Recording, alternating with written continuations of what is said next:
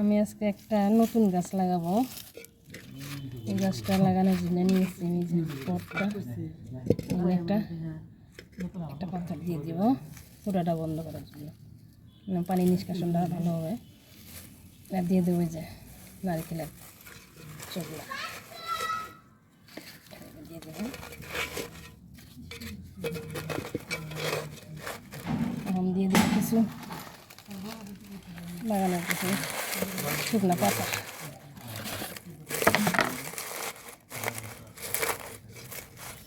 দিয়ে মাটি দিব।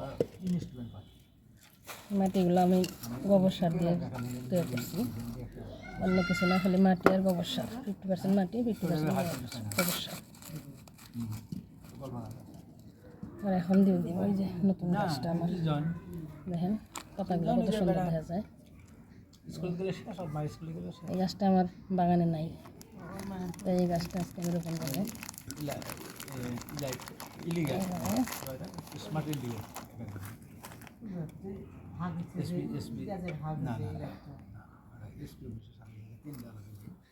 একটু মাটি